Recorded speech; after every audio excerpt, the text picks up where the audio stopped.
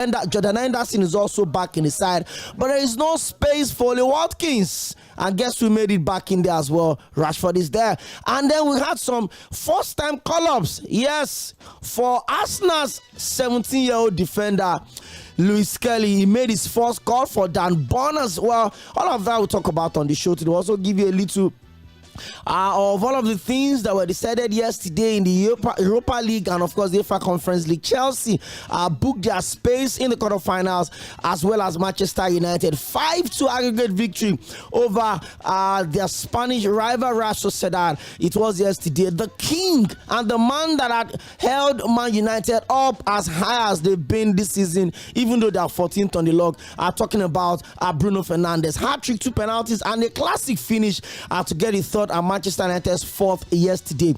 Welcome to the show. If you're meeting us for the first time, it's my pleasure to have you join us. My name is Ōkpeyemi Akande. They call me the host with the most, and of course, if you're kind enough, you can call me the Sultan of MC. And it's always my pleasure to have you, drive you all the way down in case you're going home, you're closing from work, you're trying to find a way, maybe you're stuck in traffic. Keep your dial locked on Milan 98.3 FM, you know, because the Friday session is always different. We give you some good sporting conversation, and of course we'll slot in some good music in between. You're welcome. And I don't get to run this show alone. I've got my right hand man, my very sure backup guy here, standard cool guy. Agbatami is in house. He's a Liverpool fan, and then Liverpool would always probably just try the best they can to get a hold on their first major title this season, which is the Carabao Cup, as they square up against Newcastle on Sunday at Wembley. Agbatami, what a way to prepare for the weekend, especially when you know that somewhere at the back of your mind you may be having your first trophy, despite the fact that you have a new manager. Almost didn't send any single player, but hey, you're leading the Premier League with 15 points, got knocked out of the Champions League, and now you're going to be playing the Carabao Cup final against Liverpool on Sunday. You're welcome to the show today, my friend. Yeah, thank you so much. I mean, it's another pleasure to be here doing this with you. I mean, every Mondays and Fridays as well, we try which as possible to also inform and also educate and even probably entertain our listeners, and today as well it's not going to be different from that. And just like what you mentioned as well, Liverpool also, have the chance to win their first trophy on their Arne Slot, the new manager that was, signed or brought brought on board after, Jürgen Klopp also resigned as well. I mean, I think this is the only opportunity, or this is the only trophy. Talking about the Carabao Cup now, that I felt was the barest minimum for Arne Slot to win in his first season, and just looks like, at the end of the season, it will be returning back, or maybe going through the streets of Liverpool during an open bus a parade with 2 titles, talking about the Premier League maybe, and even the Carabao Cup. And but then of course the first challengers for that one would definitely be against Newcastle. And you take a look at that Newcastle side, and the last time Liverpool played against Newcastle, they won. But there was no Alexander Isak in the squad. There was also no Joelinton, and both sides are backfiring on all cylinders. And maybe the biggest, maybe another big miss for them rather, I would definitely be Anthony Gordon, who I think has also been very, very tremendous for them as well last season. But on Sunday, apart from that, we also have the Australian Grand Prix as well. Kick-starting, we've seen 2 practice tests as well. In the areas of this morning, we had Lando Norris for McLaren coming up first, and then the second practice we had Oscar Piastri as well for Ferrari also winning the second practice test, and a lot is at stake. I mean, for Lewis Hamilton as well joining Ferrari as well for Mercedes after 12 years. A lot is at stake. He wants to win that 8th title. We also have Max Verstappen as well, who also wants to defeat the record of Michael Schumacher winning 5 drivers' championship consecutively. I'm very, very sure that his name would also be involved in all of those discussions rather. And then there's also Lando Norris as well, who came second, and I think that he has a chance to get the Drivers' Championship for himself, because he has been close twice now. I think twice or 3 times now. And maybe the 2025 Formula 1 season will definitely or probably see him being lucky. And apart from that, we also have in the likes of Fernando Alonso, stalwarts as well of Formula 1. And what I'm actually even more excited about are rookies. I think we have 5 rookies, no 6 actually, but then 5 standard rookies that will be seen from Formula 2 moving, or should I say transferring to Formula 1. So a lot is at stake ahead of this one. And according to what we've seen as well from the first and second practice test, a lot is going to be at stake, and it promises to also be a blockbuster Formula 1 season. And as well, I know yesterday as well, Manchester United as well defeated Real Sociedad 4-1 at Old Trafford. The theatre of I was going to say theatre of shattered dreams. That was a 5-star performance from Bruno Fernandes. Absolutely. Yesterday. I mean, where exactly will Manchester United be at this point in time? If not for Bruno Fernandes, maybe they will be Oxford United. I mean, in the championship, languishing in the 20th position in the championship. Well, I mean, what a beautiful player he is. 15 goals already scored this season, and the conversation is just there that as the captain, is he doing more? Is he doing less? And I think some days as well he flatters to the sea. Yeah, I mean, he doesn't always turn up. Apart from even turn up, I've probably because you'd expect that a club of Manchester United status, the captain should provide quality leadership. Exactly. I've seen Fernandes allow emotions to overrun him many times this season. I've seen him run at the referee to complain, and he's gotten some very needless yellow cards and red cards this season. I've also seen him get frustrated and show that frustration. But on his day, boy, oh boy, was phenomenal yesterday. Patrick Dogu as well. Yeah, I think Manchester United got themselves a priceless player. Imagine another player of Patrick Dogu's quality on the other side. Exactly. Like I said, I don't think Manchester United will sack what's his name now? Ruben Amorim. I don't think so. I don't think they'll sack him. I think they'll give him that benefit of the doubt to complete his own transfers. Exactly. I mean, we saw Patrick Dogu. It was his signing, and then yesterday it was fire. Yes. I hope the attackers in the Premier League will be able to tack him down. Yesterday was good. Manchester United they did themselves a world of good by getting through to the next stage of the Europa League. Yesterday, after his third goal, Bruno Fernandes now has the highest goal contribution in the history of the Europa League. Exactly. I think he has 44 right now. 44 goals contribution now. Yeah. He is the highest ever in the Europa League. Well, let's see how it goes. Beautiful midfielder. Fantastic player on his day. I think another conversation there is Bruno Fernandes actually the best midfielder in the world as it stands? Are you joking? In the world? Are you sleeping? In the world, exactly. You want me to stone you? In the world. Have you seen the midfield of Barcelona? Have you seen the midfield of PSG? They are not doing it alone. Dani Olmo, Pedri, all of them, they are all contributing. But for Manchester United as well as Bruno Fernandes is the one carrying Manchester United on his shoulders. He should be striking and be goalkeeping too now. There's now Bruno Onana, Abi there's Bruno Delete. No, I'm talking about the conversation for the best midfielder in the world. He's not the best. He's not even in the best midfielders conversation in the Premier League. No. Manchester United have had a bizarre season. I think Bruno Fernandes is the best midfielder, not just in the Premier League, but also in the world. The best midfielder in the world? Yes. As it stands. I like how you always set yourself up for roast, and I'm looking forward to. I would open the phone lines, and then people will always come for you. But before then, let me run you through result of games that were decided yesterday, and of course games to look out for in all of the major leagues across Europe beginning from today. Athletic Club Bilbao defeated AS Roma by 3-1. Athletic Club Bilbao, Inaki Williams got that was his brother. His younger brother, exactly. Yeah. Got 2 goals for Atletico Bilbao yesterday. Talking about Nico Williams, yes, he got the 2 goals, and then Atletico Bilbao qualified 4-3 on aggregate over AS Roma. For entrance Frankfurt, I think they got the job done in the first leg against Ajax, so we always saw it coming. They defeated Ajax yesterday by 4-1, qualifying 6-2 on aggregate to quarterfinal stage of the Europa League. Lazio played a 1-1 draw against Victoria Plzen yesterday, but they already got the job done in the first leg by winning by 2-1, so they qualify on 3-2 aggregate to the next stage of the Europa League. Olympiacos and Bodo Glimt, funny enough, Bodo Glimt actually qualified ahead of Olympiacos 2-4. Now Olympiacos won yesterday by 2-1, but Bodo Glimt already won the game by 3-0 in the first leg against Olympiacos. So they just got the job done yesterday. Lyon versus FCSB 7-1 aggregate ended in favor of Lyon. Well, Lyon winning yesterday by 4-0 after winning the first leg by 3-0.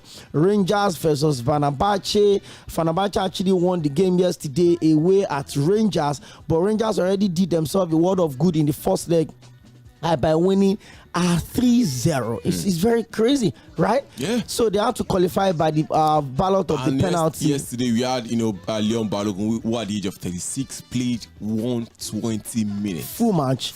He played full match. And he was not invited as well. well. So also got a yellow card in that game. He didn't get to score for them, but of course they are true for Ants. Postecoglou's Tottenham Hotspur, they qualified 3-1. Remember, they won the first leg. They lost the first leg rather to AZ Alkmaar by 1-0. They won yesterday by 3-2 there. Dominic Sᴘᴏʀᴛ getting 2 assists yesterday, and he's been rewarded with the national team call-up by the Three Lions today. Well, for Chelsea as well, they qualified to the next stage of the UEFA Conference League by defeating FC Copenhagen by 1-0 yesterday. They already won the first leg by 2-0 away in Denmark, and now it was Dewsbury Hall that got the only goal in the 55th minute for Chelsea. Tosin Adebayo and Marco Cucurella picked up bookings for themselves in that particular game. So let's run you through games that will be decided this weekend in all of the major leagues across Europe, beginning for the Nigerian Premier Football League. Niger Tornadoes played a game earlier today, and they defeated Katsina United by 1-0. Late goal by Samuel Williams in the 85th minute for Niger Tornadoes. In the Spanish La Liga tonight by 9 p.m, Las Palmas will play Deportivo Alaves. In the German Bundesliga, St. Pauli by 8:30 would host FC Hoffenheim, and in the Italian Serie A by 8:45 there's going to be Genoa at home to Lecce, and by 8:45 also in the French Ligue 1, Nice will be hosting AJ Osrel. For tomorrow, the Nigerian Premier Football League, the only match for Saturday is Enugu Rangers at the Temple versus Afonja Warriors Kawara United by 4 p.m. In the English Premier League, remember, on Sunday is going to be the final of the Carabao Cup. Yeah. But tomorrow, Everton by 4 p.m. versus West Ham United. By the way, David Moyes has been voted as the manager of the month. He went unbeaten in the whole of February, winning 4 and drawing only 1 competition. Yes. Mohamed Salah had also been voted as the Premier League Player of the Month. Everton host West Ham United tomorrow by 4 p.m. and by the same 4 p.m. there's going to be Ipswich Town hosting high-flying Nottingham Forest. Manchester City would hope for a push in the final, in one of the slots for the Champions League as they host Brighton at the Etihad Stadium tomorrow also by 4 p.m. Southampton versus Wolves are two struggling teams. It's a battle of relegation tomorrow also by 4 p.m. and by 6:30 it's going to be Bournemouth versus Brentford. The game between Manchester City and Brighton is very, very important for both sides.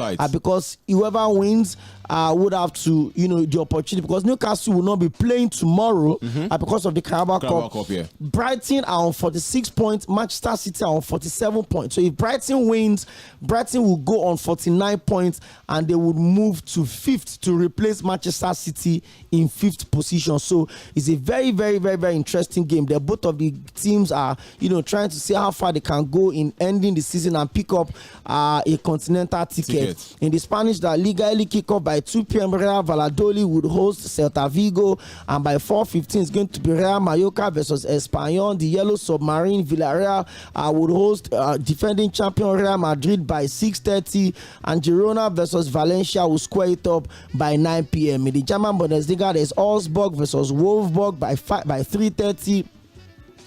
There's also Mainz 05 versus Freiburg by 3:30. There's Union Berlin hosting Bayern Munich also by 3:30. And there's Werder Bremen hosting Borussia Mönchengladbach also by 3:30. And by 6:30 is going to be RB Leipzig hosting Borussia Dortmund. And Italian Serie A, there's Monza versus Parma by 3 p.m. Hellas Verona will travel to play Udinese also by 3 p.m.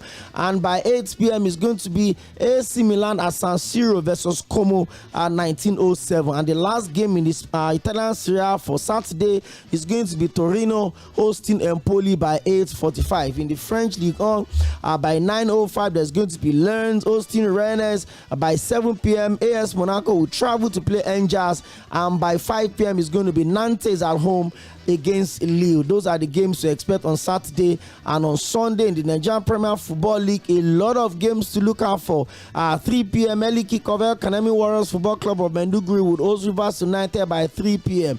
And Kano Pillars versus Nasarawa United will square it up also by 3 p.m. That is the Northern Derby, by the way. Abia Warriors would host the Benin Arsenal, as they call them, also the Bender Insurance, by 4 p.m. And Aqua United and Shooting Stars Sports Club of Ibadan will square that also by 4 p.m. And Bayelsa United and struggling Lobby Stars would also square it up by 4 p.m. And by 5:30, High Flying Ikorodu City would host the most successful club side in the history of the Nigerian Premier Football League, and of course, even on the continent, the Aba Elephant, Eyimba, 2 times CAF Champions League winner, would also travel down to Lagos here to play High Flying Ikorodu City. Remo Stars and Ijebu-Ode would host Atlant Football Club of Owerri also by 5:30. So in the Premier League, early kickoff on Sunday by 2:30, there's going to be Arsenal at the Emirates Stadium against Chelsea. The last 6 meetings have had 4 wins and 1 draw in favor of the London rivals, which is Arsenal. They host Chelsea on Sunday by 2:30. We'll talk about that game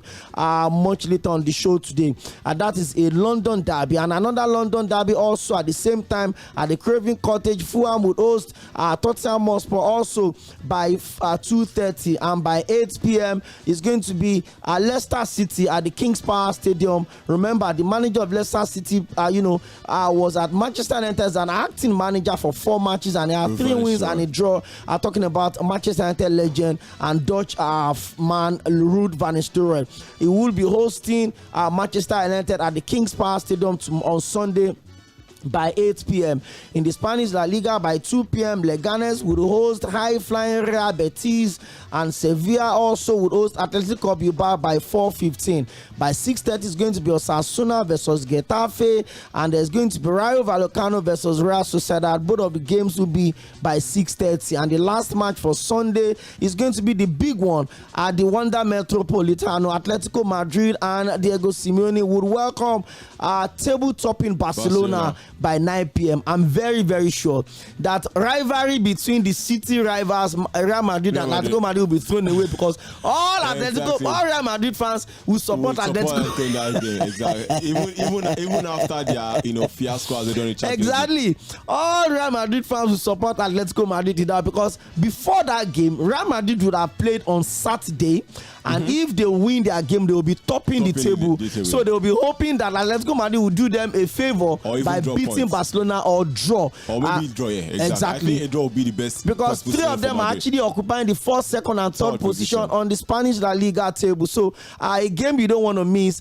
is going to be Atletico Madrid versus Barcelona. That game will be by 9 p.m. Yes, by 9 p.m. on Sunday night. In the German Bundesliga by 3:30, there's going to be VfL Bochum versus Eintracht Frankfurt. There's going to be FC Erdheim versus Holstein Kiel. And of course, by 7:30, there's going to be VfB Stuttgart versus defending champions Bayer Leverkusen. Those are the games that will be decided in the German Bundesliga on Sunday. Let's quickly move to Italy. Napoli will be traveling away to play Venezia by 12:30, early kickoff.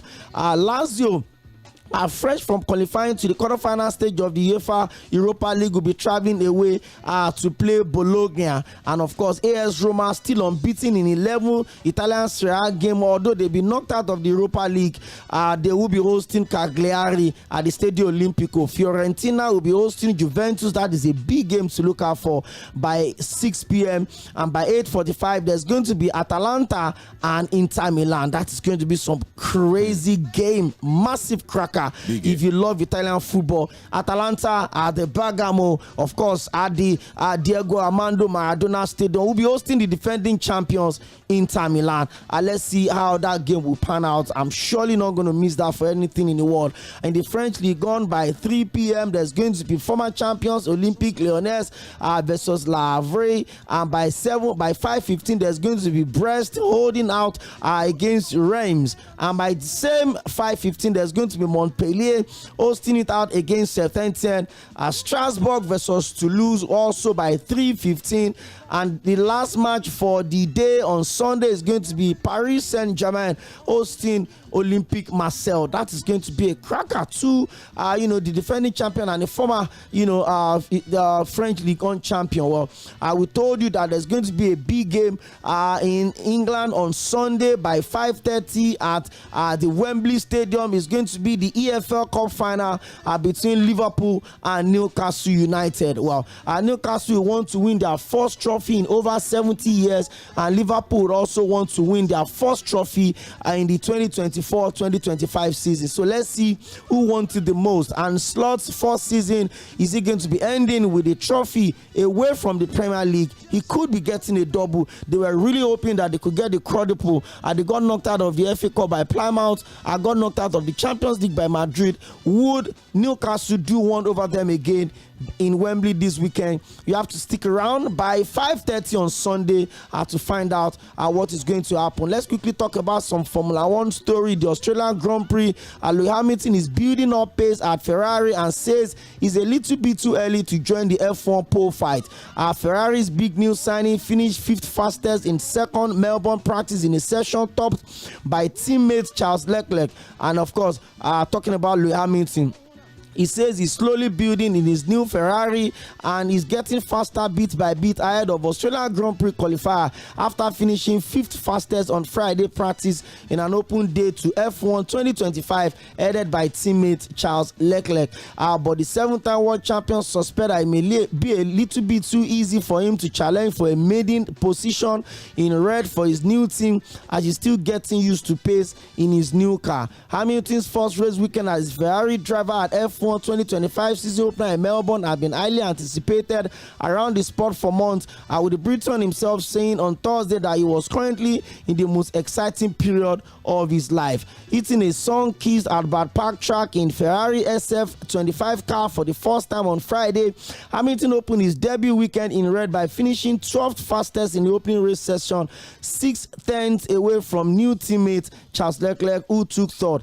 In the early season boost for Ferrari, Leclerc then outpaced title favorite McLaren in the more representative second session, with Hamilton this time finishing slightly closer to the sister car. Be still 4/10 back in 5th place and clearly with more pace still to find. It's been a super exciting build up to this week and it felt amazing to get out there and to be in a Ferrari car, Lewis Hamilton said after the second practice session. Honestly, the car felt so much different to what I've been experiencing coming to this track, so it's a little bit of some bedding in through Formula 1. Hamilton is the record 8-time pole sitter at Albert Park and asked if he was allowing himself to dream of a debut time sheet stopping performance on Sunday, and he concluded, "For me, I think it's a little bit too early as I continue to just get used to the car, but never say never. I will still give it everything I've got. Just not putting too much pressure on it. Just going to try and enjoy it. I've got some pace to find. I know where I've got to find it. Just about going out and doing it and getting it better." That is it for Lewis Hamilton. Like we said, on the 16th of March, which is on Sunday, the first Formula 1 race in the 2025 calendar would begin in Australia, and of course that is the Australia Grand Prix.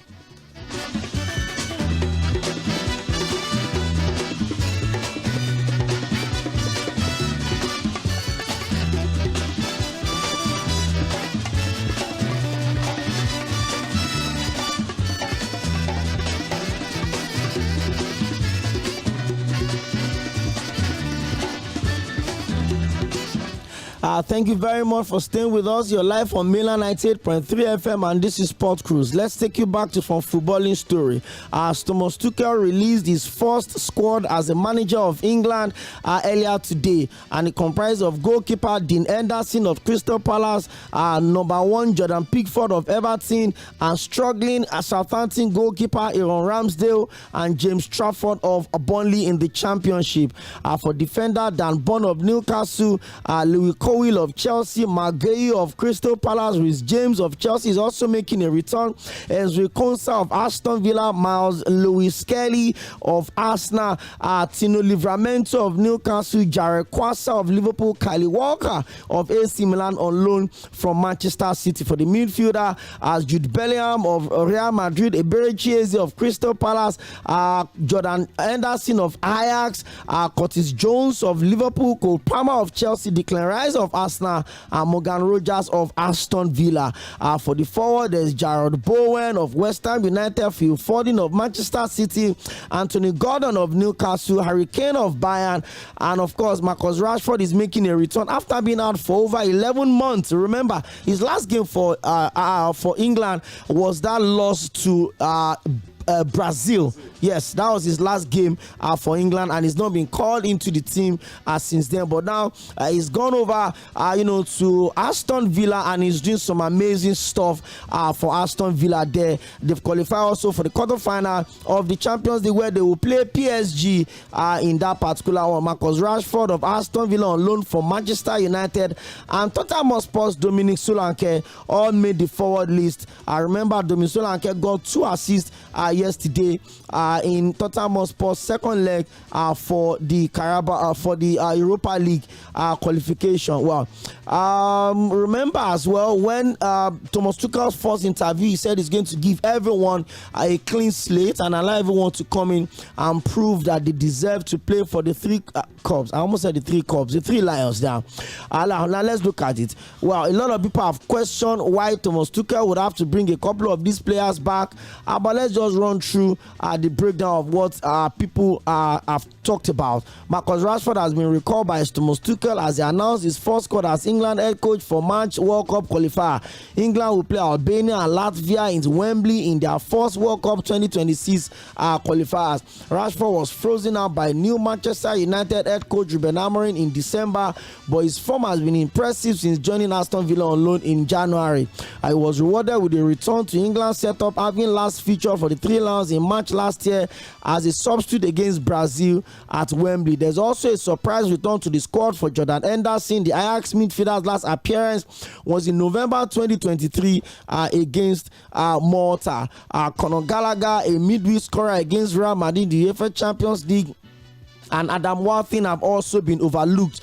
Kyle Walker has also been named the fullback, departed the Premier League and Manchester City for AC Milan loan in January. Elsewhere, Miles Lewis-Kelly earned his first senior call-up. The Arsenal midfielder, who can also play as a left back, never earned an under-21 cap, but he did play for England at under-17 and under-15 youth level. Well, Arteta responded to Lewis-Kelly's call-up and he says, "I'm very proud of him. It's a huge moment for him and for the club as well. One of our graduates getting the call-up for England, it's a massive thing. Thomas is a top coach, and I know a few people around him. I have no doubts that he will do the right thing with Lewis-Kelly. It's a story that gives us hope to young players. In 6-7 months, your career can change dramatically for good, and it's something for people to be inspired." Newcastle defender Dan Burn had also been included, having never featured for England at any youth level, while Aston Villa's Morgan Rogers is selected again after making his senior debut in November. Thomas Tuchel had also included 2 recognized strikers in a 26-player squad, Harry Kane and Tottenham Hotspur's Dominic Solanke. There's no place for Aston Villa forward Oli Watkins, and understand Aston Villa forward misses out because of a minor knee issue that Tuchel and the player agreed to rest during the international break. Okay, so now we know why he was dropped. There are also a number of players missing through injuries, including Harry Maguire, Trent Alexander-Arnold, Lewis Hall, and Bukayo Saka. All of them all missing. The Newcastle United coach Eddie Howe had commented on Dan Burn's call-up. Incredible moment for Dan. There's no one more person that deserves it. He's such an inspiring guy and a super talented player. He's done it in a hard way, a real football comeback. He's the model pro, so committed to what he does. His size and height are brilliant weapons of a football pitch, and he's improved in so many areas of his game. His character is stable and level, and I'm so pleased to have him. As Thomas Tuchel also responded to criticism on why he brought in Jordan Henderson, and he says with Henderson it is pretty easy. Thomas Tuchel said in his press conference he's a serial winner, he's the captain of Ajax at the moment, and he has played a lot of matches. Jordan embodies everything we want from the team, and for him to be in the Three Lions squad is a special feeling. Well, Thomas Tuchel also hoped that Rashford can build on his Aston Villa momentum, and he continues, says with Marcus rather, it's a familiar face back in the team, but it's a different situation to Ederson. I felt Marcus had a huge impact already at Aston Villa. He's made a huge impact mainly from the bench, and impact was impressive. The physical impact was impressive, and most importantly the impact against the ball, his work rate, his defensive impact, his handwork, his counter pressing, and of course his tracking back in his position has been impressive. Agbatomi, let's start from Rashford's conversation. I mean, the story of Rashford's situation at Manchester United seems like a contradiction to the Marcus Rashford we've seen since he moved to Aston Villa in January. He's had almost about 5 assists already. He still had another assist in the Champions League second leg, and now he's been recalled into the Three Lions side. Is this Ruben Amorim's decision not to play Rashford backfiring on him? Imagine Rashford getting back to Three Lions and maybe getting the winning goal against Albania in Wembley, coupled with the fact that he's part of the guys leading Aston Villa to the quarterfinals of the Champions League. Is this about Rashford losing form, or the environment of Manchester United was really affecting him over there? I don't think Rashford has lost any form of form, or maybe a yard of pace as well, because he still looks to be the same pacey Rashford that we used to know. But I mean, okay, you talked about the situation of Marcus Rashford, that eventually Ruben Amorim was eventually going to maybe, I mean, kind of regret, but I just feel like in all of these things were issues that arose from management, from the powers that be, as well as Manchester United. I don't think it was a situation or an issue between Marcus Rashford as well as the manager. I just felt it was just power play at work. But apart from that as well, even Marcus Rashford this season as well at Aston Villa, I think he has also played about 9 games thereabouts. He's even yet to even score his first goal as well for Aston Villa. He could have gotten his first goal, his debut goal as well during his debut as well. Unfortunately, that did not happen, but he has also contributed to 4 assists. And he seems to be the same old Rashford. He seems to still have that ton of pace. He's still pacey. I mean, I think he's also more confident now to take on defenders, for 1v1 duels as well. And I think apart from that, he was even instrumental, in Aston Villa also defeating Club Brugge in the UEFA Champions League. Does he still have a place at Manchester United? Because remember, he's on loan at Aston Villa till the end of the season, and I'm not sure if there is an option to buy in the clause. I don't know, but he's looking like maybe Unai could want to, put in some money and, get him permanently for Manchester United. Does he have a place back at Ruben Amorim's team? Yeah, I think Ruben Amorim has made it clear already that Marcus Rashford does not feature in his plans. I think so. And if you are, as a player, something like that, I don't think you want to go back to that kind of environment. And left for me, I think it is safe to say that Marcus Rashford's career at Manchester United is done and dusted. If he goes back to Manchester United, then I really don't believe, or I don't think what exactly he'll be thinking at that point in time. The only difference, because at this point in time, actually, Aston Villa as well also guaranteeing Champions League football. Manchester United as well will not be guaranteeing Champions League football. And there's also a tendency as well that Aston Villa would even be qualifying for next season's Champions League, because as it stands, they are in the top 10 and anything can happen. You take a look at the distance from, I think, the 3rd position down to the 10th position. As a matter of fact, Arsenal are still closer to Aston Villa than they are to Liverpool. So you take a look at all of that. Arsenal are not close to Liverpool. No. Can you guys wake up from this illusion? You don't understand what I'm saying. They are still close to Aston Villa. You can't be 15 points away from somebody and you're saying you are close. Close how? Like how? That's Liverpool losing 5 matches and Arsenal winning 5 matches. Everything can happen, Okwem. It's football. Just like biscuit, it can crack anywhere. And today you so can. This is your biscuit that you're looking for. Biscuits, and everybody goes. It's not every biscuit they break. That's some biscuit you throw in your mouth. Like you know Paco biscuit. Paco goes straight into your mouth. They know they break Paco. But apart from that, I just feel like Marcus Rashford's season of maybe career, in fact, is done and dusted as well at Manchester United, and I just hope that he gets his career back on track because there is the World Cup coming in next year in United States of America, Mexico, as well as Canada, and I think Marcus Rashford is still a huge part of England's maybe England. Wishes to win. Set up. I also think Rashford playing at Aston Villa at the moment is just putting himself in a win-win situation. Exactly. If Aston Villa don't sign him, I'm sure that a lot of other clubs in the Premier League will sign him. If Manchester United don't sign him, because first off, he's an experienced striker. He could have also been picked by Arsenal as well. Secondly, is an international. Is a Three Lions player. So having him doesn't reduce your slots for homegrown. It doesn't count as homegrown. Exactly. Secondly, being an English striker, whether you like it or not, there's always that soft protection from referees, from English forwards. You don't want to injure your best player that will affect your national team performance, right? Yeah, exactly. So the odds are in his favor if he can maintain this. And he's not a player that gets injured that often. Exactly. So if he can keep fit, get his mojo on at Aston Villa, get back into the side, have some couple of outstanding performances against, maybe Malta or Albania in their two games, then in the Champions League and the Premier League. I think even if Aston Villa chooses not to activate his clause, I'm sure bigger clubs will come want maybe PSG, maybe Barcelona. I think that might happen. There was at some point, in fact, his agent reportedly had meetings with the leadership of Barcelona, but because of some of the terms and then I think Rashford didn't want to leave England yet. Exactly. I think he still want to stay in England. So I think he's just trying to do the win-win for me. Let me play well. Let me take my opportunity. Exactly. So in case I don't jet at Liverpool, at Aston Villa, I can jet somewhere else. Exactly. So let's go for a very short musical break. When we come back, I will also look at other games to expect this weekend. We'll also focus on the Arsenal-Chelsea game, what it means and who needs it the most. If Arsenal wins this weekend, they will be 12 points adrift of Liverpool, and with a game.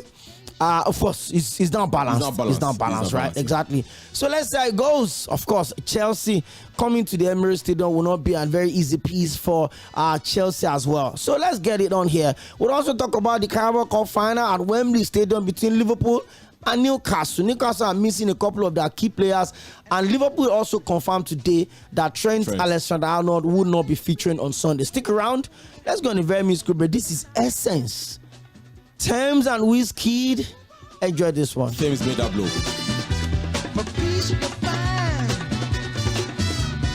Into the steeple of beautiful people where there's only one.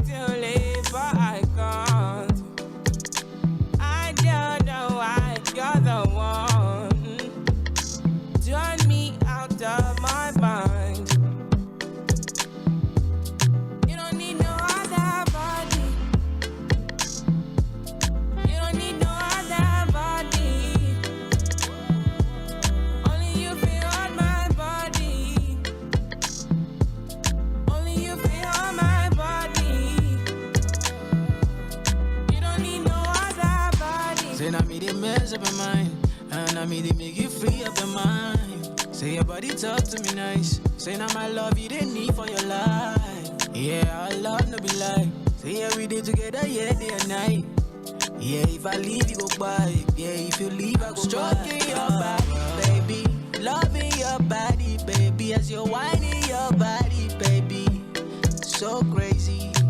Loving your body, baby. Girl, you want it to me. I just wanna let you know. Hope every day You don't need no other body. You don't need no other body. Only you feel on my body. Only you feel on my body. You don't need no other body. Baby, baby, everybody's the same. No one loves you like that. No one wants you the same way. Love till the morning. My head wants to turn from your loving. I just wanna get you beside me. Give me all you need. Give me all you need. Give me all you. Give me all you need. Give me all you need. Give me all. Make I give you all you need. Every touch you need. Give you all. Make I give you all you need, baby. Yeah. You don't need no other body. You don't need no other body. Only you feel on my body.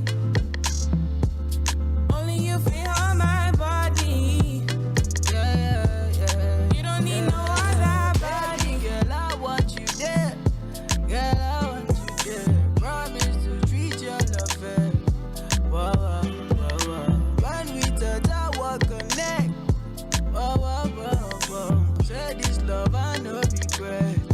Whoa, whoa, yeah, yeah.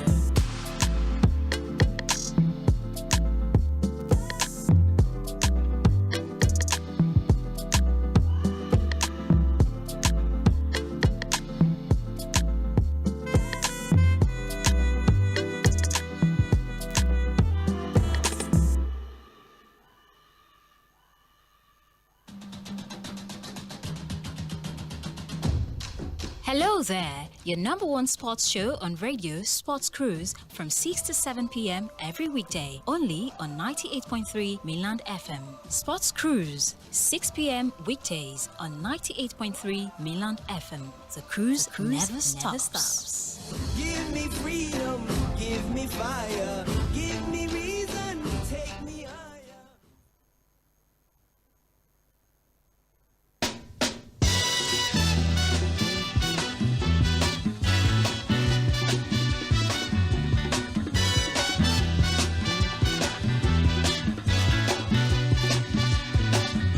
Hush not, child, and don't cry.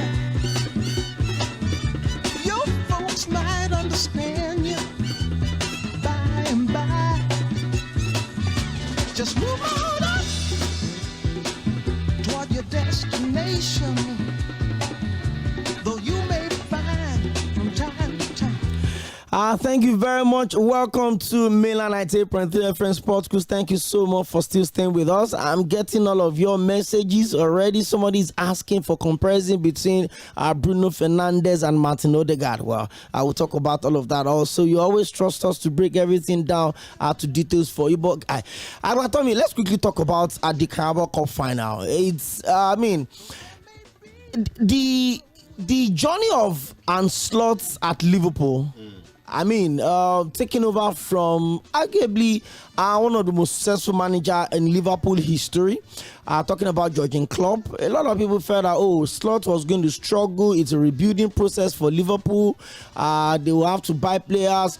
He didn't sign any player. He only went to Juventus to bring in what's his name Chiesa. now? Federico Chiesa, which has also been almost out of the side because of injuries and all of that. So he's literally just stuck with the team that he inherited from Jurgen Klopp for obvious reasons. Yeah. Use your first season to settle in, filter the team, look at who stays and who leaves, at players that want to leave.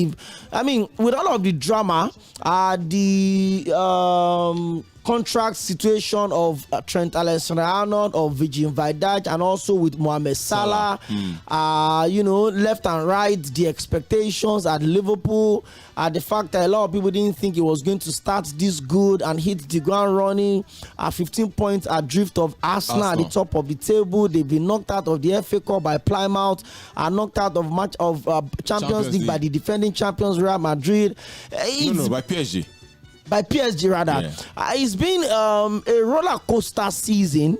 I mean, if you look at how Liverpool ended the Champions League top, they lost only one game, which was their last game of the season after they've qualified. One would expect, that they should just get on and see how far they can go in the Champions League. But now, at least, the Premier League is guaranteed for them. The Premier League is not guaranteed. I don't agree with that submission. Okay. If they're able to lay their hand on the Carabao Cup, that's the EFL Cup on Sunday, what would be a successful season for Liverpool? Well, first of all, at the beginning of the season, for every Liverpool fan, and starts coming in, you ask them that what would have been a successful season. They will have told you that making the top four, getting top four would probably have been the best case scenario, and maybe bringing in one or two, minor trophies like the FA Cup or the Carabao Cup. But because a lot of people didn't really give him that chance to go as far as he is at this point in time with Liverpool. He has only lost once as well in the English Premier League, and that was against Nottingham Forest at Anfield. He has also he had to leave it late in the UEFA Champions League. That was the last game, the game that even did not have any form of any effects rather. In that one, eventually they lost to PSG away from home as well. And unfortunately as well against PSG, they were knocked out of the Champions League. I think that he should have made better choices in that particular game. Going into the game, going into this, extra time, the decision for him to bring out the likes of Dominic Szoboszlai, the likes of Alexis McAllister. I mean, these are two players that you want to have on your team when it comes to taking penalties, because they are all actually up there as one of the best penalty takers as well. For Liverpool, and deciding to also bring in Curtis Jones as well as Darwin Núñez. Factoring that penalty, we're also going to make a huge part of the game. But apart from that as well, I think he's going to be learning from that particular one. I don't think he has also gone this far in UEFA Champions League. And UEFA Champions League, he has only managed Feyenoord the UEFA Champions League, and they were not some form of big influence or big competition. Moving on from that as well, I think his biggest should I say challenge now is for him to enable or help the Liverpool players to pick up from where they left it at Anfield against PSG. The most important thing is not just dwelling when you fall, but also trying as much as possible to also rise at every of your challenge or setback, which I think Liverpool should be doing at this point in time against Newcastle. And then on the other hand as well, Newcastle have really not won a trophy. I think the last time they won a trophy was over 50 years. Thereabouts. And this is also, they also say that it is their own World Cup final, so they want to do everything possible to win the Carabao Cup final. And the last game as well, the sides played, it was at Anfield. Just like what I said, Alexander Isak was not involved in that game. Joe Linton as well was not involved in that game. So there was, the major absence in their side, obviously affected them. And now as it stands, those two players will be back to the squad. But unfortunately, there's not going to be Anthony Gordon. There's also going to be Lewis Hall as well, who also kept Mohamed Salah, quiet over the two fixtures played in the English Premier League. And there's also not going to be, former PSG defender as well. I'm trying to watch as to also remember his name as it's Vin Boatman exactly. He's not going to be playing in this part. I think PSG or Lille as well.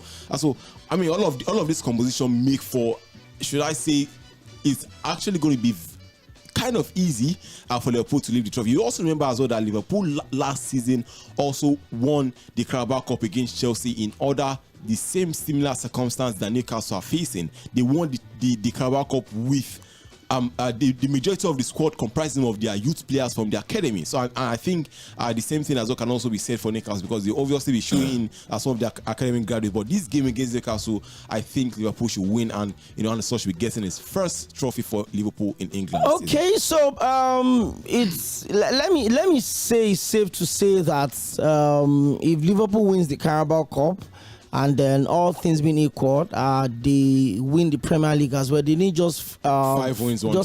5 wins and a draw to seal their second Premier League title in 5 years.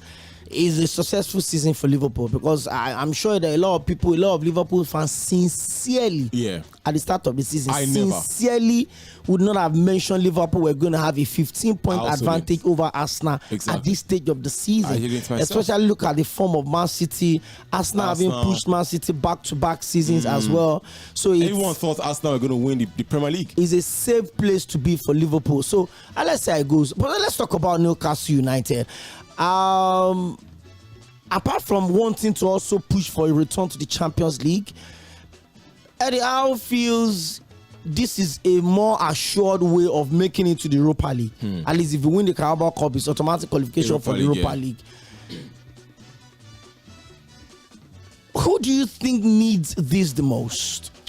Newcastle, obviously. The last time they won their trophy was over 50 years ago, and Liverpool, at least, should I say, have a chance of winning something, which is the English Premier League. They are 15 points ahead of Arsenal, so I think they should be able, to take home the advantage and do it, as soon as possible. 5 wins, 1 draw away from their second, Premier League title in 5 years. Well, take a look at Newcastle as well. They're out of the, out of the FA Cup, exactly. They didn't make the Champions League as well, this season. So they also want to go back to the Champions League, especially after tasting the Champions League, tasting Champions League football last season.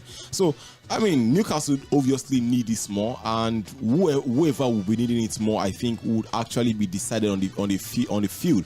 And Liverpool would also want to also go home with the Carabao Trophy. They also won it last year, and they also want to make it another record win, making it 11 Carabao Cup or League Cups that they've won. I don't think any other club as well has also matched that particular record. So both teams will actually need this, but I think Newcastle needed due to the fact that the last time they won a trophy was over 50 years ago. Okay, let's talk about the Premier League game at the Emirates Stadium. Arsenal versus Chelsea.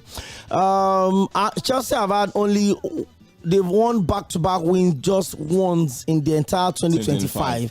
For a team that was just 3 points adrift of Liverpool in November, and now they're almost about 21 or 22 points adrift of Liverpool. But they travel to the Emirates Stadium this Sunday. A game Arsenal knows that it's just a glimmer of hope if they're able to get 3 points out of that game. At least it reduces to 12 points. Exactly. Where do you think that game's swinging to? Well, for Arsenal as well as Chelsea fans, I think the first thing they remember about this fixture was last season at Emirates Stadium when Arsenal had Chelsea on toast all through that night, defeating Chelsea 5-0. I think Ben White scored a brace in that game. We also had Kai Havertz as well also scoring a brace. So that game was really not one game that Chelsea fans enjoyed seeing. But take a look at the statistics as well as it stands. Arsenal has also not lost to Chelsea in their last 7 matches.